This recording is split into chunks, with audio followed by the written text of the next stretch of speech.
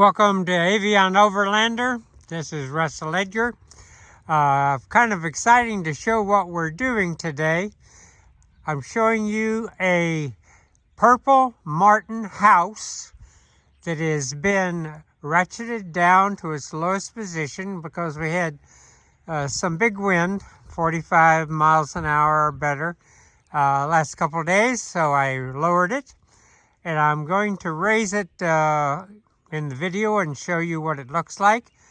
But as you can see, we've made a yard next to our yard. It used to be a sheep pasture.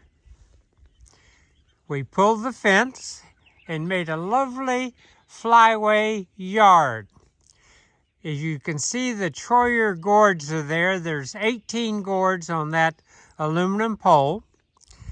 Around those gourds are 4 bluebird houses. That'll keep the tree swallows and the bluebirds out of my Troyer Gourds because they'll have their own houses there. Those are not the only 4 houses we have. We have about 12 houses around the farm that bluebirds and tree swallows can use. Among the purple martin people, that's what we want to be. They call them wannabes.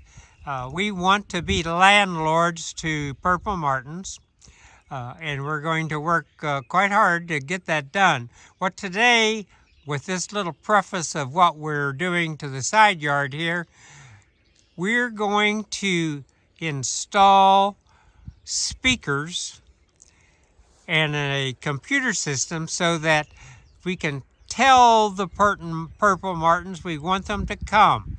And what you do to do that is you play a morning song or a dawn song that was recorded years ago by, I think, Cornell, but I'm not sure who did it, that recorded a great deal of activity in the morning at a purple martin nesting site. Purple martins come to that sound.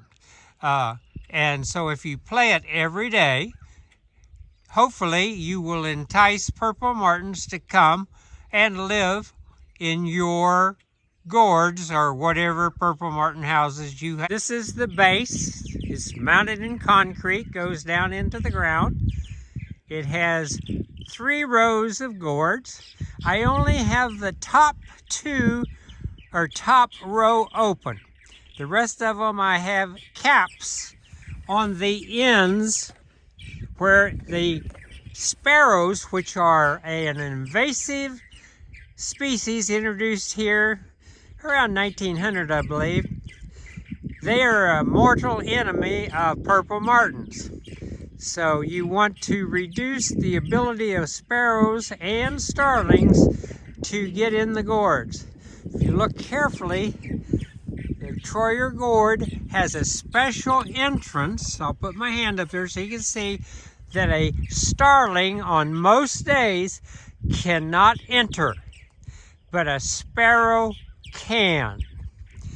I'll ratchet it up for you right now and give you an idea what it looks like when it's fully erect. The houses, I've ratcheted them up. They're up as high as they can go in the air.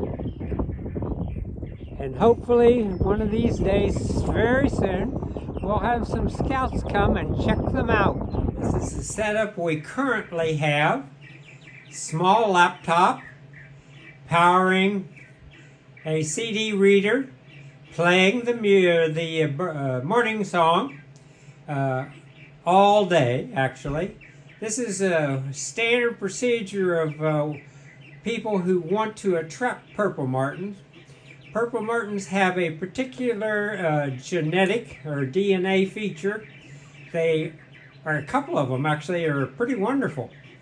They only live in man-made structures in general, any of them that live east of the Rocky Mountains.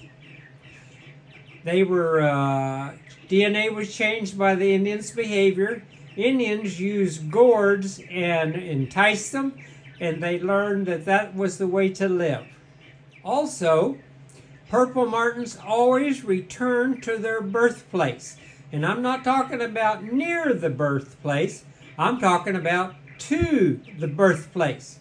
So if we can get a pair or two or three, it would be lovely, and get them here and raise babies, their babies next year will return to our, I'll swing up so you can see it out the window, our structure. We have enough room for 18 pairs. If we get 18 pairs, you better believe I'll put up another pole to give us more room, but that is highly unlikely in the near term. Amazon was here about 45 minutes ago and brought us the treasures that we're going to use to make the speakers outside. We have 100 feet of 12 gauge marine gauge wire. This is a double. It has a black and a red inside the white sheath. We have 6 pair of swell, S-E-W-E-L-L, gold-plated, deadbolt banana plugs. We have 1 Foci, F-O-S-I, amp. It is only 2-channel. It has 100 watts per channel. That'll be way plenty enough for the speakers we're going to put in. You see, this is a very small item. That's my hand. There's the item, the amp. Has really good reviews. The antenna there is a Bluetooth antenna. That means that the Bluetooth on the laptop will connect to the Bluetooth on the amp and transmit the data so we can hear the morning song. This is a pair of Yamaha all-weather outdoor speakers. Their maximum power would be 130 watts, just a smidge more than the maximum of the amp. That'll work just great. They look real nice.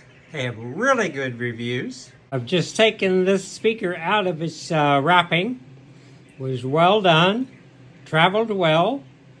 This is the side that the woofer and tweeter will be projecting from. I'll turn it over so you can see the back. The back has a place for a banana plug, 2 banana plugs actually, a pair. And then you see, I'll step to the side, you can see it has a connection to mount them on some kind of a wall and or pole or whatever you choose. The mounting bracket is made of steel. You can see it has a place on each end that you attach to the speaker, and then it has a place that you can attach it to whatever you're attaching it to. In my case, I'll probably put it on those posts out there that I just showed you, and I'll probably later put it on a pole that's up in the air about 10 feet. Seeing how it works, I've attached the bracket to the back of the speaker. These are just simply large hold downs or threaded. Protects the back of the speaker pretty well. And on the other side, the same item. Well, I had this speaker, I'll pan down to it, there it is, attached to this post on the corner of the porch. Everything was working great. You can hear the, you can see the cable over here. It was just pristine. And then Lynn and I talked it over and we decided we're going to change our mind. We're going to, and I just finished doing one, we're going to put a speaker under the eave. That would give it some protection when we're having snow or sleet or rain. I'm going to climb up on the ladder and actually I'm going to take this off, this bracket, mount it up here and wire it in. And what we'll have at the end will be a double set of speakers up high. I walked out into the yard just now to check and see if they were shooting the sound that I wanted, and they're really loud, or that one is really loud in the yard. I'll swing around so you can see. When I say the yard, I mean this. And this structure, the whole idea of this was to bring birds to this structure. And that structure, that purple martin house, is 60 feet from where I'm standing. Purple martins like to live within 50 to 100 feet of humans. So we just made that up. We made it 60 feet instead of 100, and it's close. For those who like a close-up of the bracket, it is setting right on top of the window frame, screwed to the wall. You can see this is the screw that I used for the lower screw. The top screw, the finish board here, sticks out a little bit, so I cut a piece of the shingle and put it here, slid it in behind, and then I use this longer screw with a washer on it, go through. This is extremely sturdy. It will never come off of there as long as the house remains here. Well, the speakers are mounted, operating, loud, doing exactly what I wanted them to do, calling in those purple martins. The only thing I haven't done, and I think Lynn's going to do that tomorrow if we have a good day, she wants to tuck the wire in so it's less conspicuous, and that will be fine. But right now, everything is operating the way I had planned for it and hoped it would. I hope this has been useful for you. If you could, please subscribe to the channel.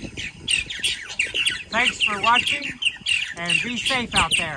In the family, our family, the Edgar family, we have a thing called the Edgar luck. And it seems that I have it immensely all the time. I've gone all to this effort, and if you will stay on the video about 30 seconds, you'll see that the purple martins came about 2.5 hours after I completed the last piece of this video. And so I've included their picture of them, a short video of them enjoying the new house.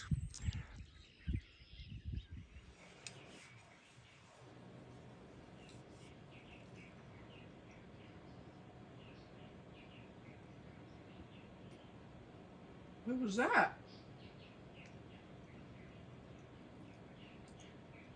There may be another one.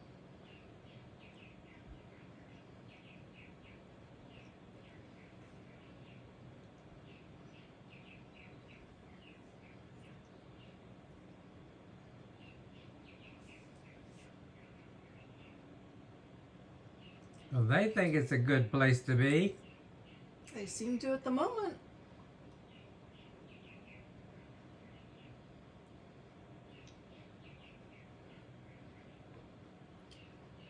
We're fighting and a kick in the head.